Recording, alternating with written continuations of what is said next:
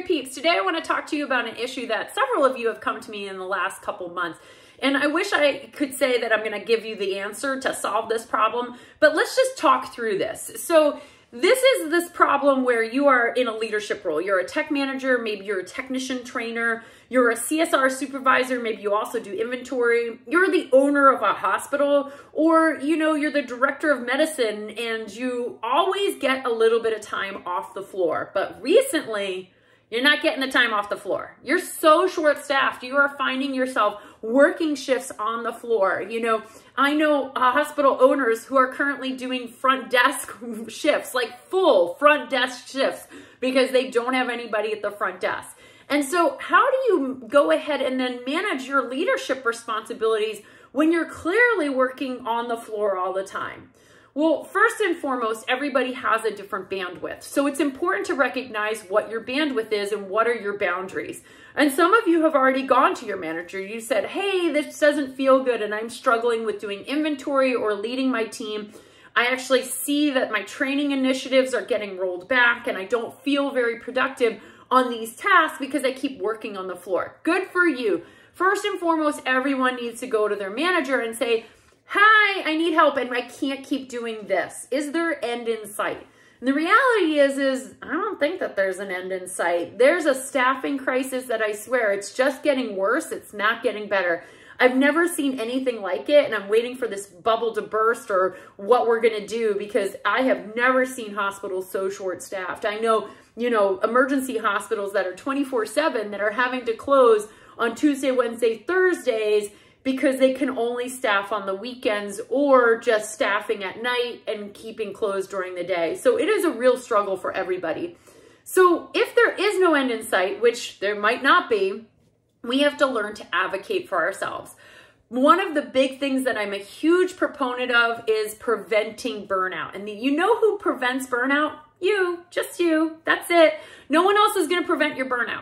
You see stress and manage stress differently than other people do. So it's up to you to determine, how much stress am I willing to take? How much do I love this job? And what am I willing to do? But be very clear in your communication to your manager.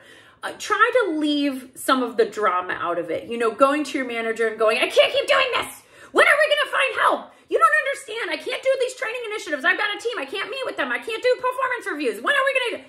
Probably not very productive. You're gonna get your message across a lot clearer if we go to them and say, I'm feeling really crispy. I'm not sure how much longer I can do this. I'm actually thinking this might not be the right role for me because I'm feeling really burned out and I wanna stay here, but I need things to go back to the way they were.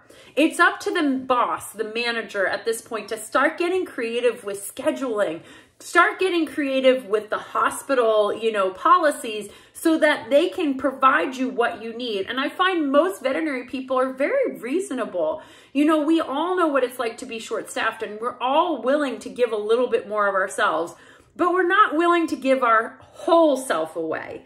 We need to keep ourselves to be happy and healthy, not only just for our job, but for our friends and family as well. I don't want to give everything away to my job because then I do get burned out. And then I get angry and resentful, and then I start questioning, why am I even in this profession? I don't feel valued. I'm not getting paid enough for this garbage. And the reality is vet med is amazing. The animals and the medicine are always here. We can't forget that. But when we feel really angry, when we start feeling burned out, we forget about those things. So listen, if you're in a leadership role and you're finding yourself barely swimming above the waterline and holding on to things that you're trying to initiate, but you have no time, you need to advocate for yourself within reason, obviously, because that owner, that practice manager, the hospital administrator is also struggling. They recognize they're super short-staffed and they don't know what else to do. So creative solutions, I'm telling you, you got to come up with some creative solutions.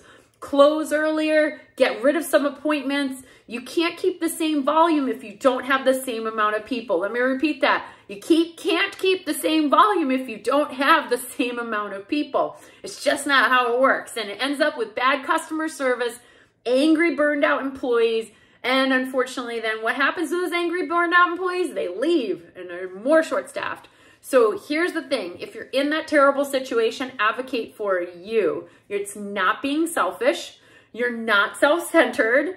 You're not, thinking about only one thing. You're actually just thinking about how can I be the best version of myself so I can give back to my veterinary patients, to this team, and to this hospital. And I know right now I'm so angry about my job, I'm not being the best version of myself. So recognition is first step. Advocacy is second step. Advocate for what you need. And here's the thing. If that hospital is not going to give it to you, go find a hospital that's there to support you. Easier said than done. I do know that, but find a hospital that will support you, because ultimately we can't just keep burning the both ends of the candle. It just doesn't work that way. We're going to get angry. We're going to get fried. And we're going to leave this beautiful profession. So thank you for all that you do. I wish I had a solution. Like I said, I don't. But again, recognition, number one. Figuring out what you need and advocating for yourself, number two. You've got this, all right? Thank you for all that you do, and keep on being a unicorn.